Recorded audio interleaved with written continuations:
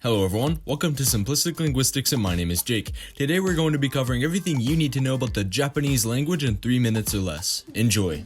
The Japanese language, or Nihongo, is a Northeast Asian language with upwards of 126 million native speakers. Now why should you know about Japanese? Well, Japanese is the most spoken language in the Japonic language family and is the 13th most spoken language in the entire world.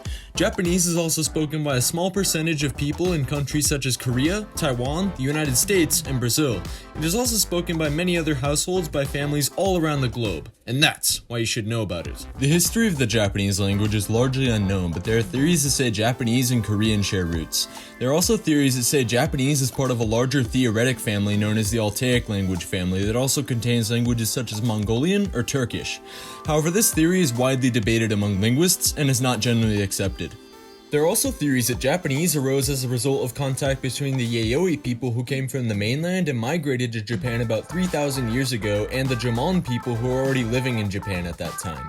Japanese did not have a written form during its early stages in the Yayoi period, leaving us with very little information on what it was like back then.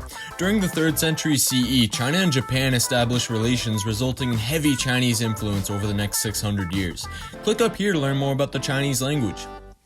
As a result of this heavy Chinese influence, Japanese probably adopted Chinese characters into the language around the 4th century, since Japanese had no written form. That means classical Chinese became the first literary language used by the government and the elites in Japan. Later on, Chinese characters were adapted for written Japanese. The earliest examples of this are from the 8th century, back when Japanese used Chinese characters in 2 ways. One was to represent the meaning of a word, and the other for its phonetic value. In modern Japanese, these 2 writing systems are still used, and they're called hiragana and katakana. Nowadays they have simplified them so they don't necessarily resemble Chinese characters anymore. In the year 1543, the first Europeans visited Japan, so some European vocabulary also entered Japanese through contact with European traders and missionaries. The only trade Japan had was very limited and took place at a trading post in Nagasaki with the Dutch. As a result, there are now some Dutch loanwords in the modern Japanese language.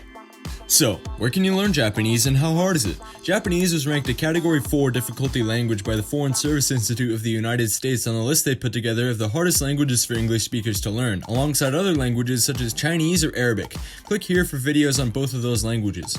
Now where can you learn Japanese? Like in other episodes, I would recommend using a service that requires you to speak Japanese as much as possible, so definitely check out websites like Pimsleur or iTalki.com. And if you're into flashcards, check out Anki to make and download your own flashcards for completely free on the internet. Not sponsored. Anyway, I hope you got something out of this video, and I really hope you come back and learn more about linguistics. Simplistically. Have a good day.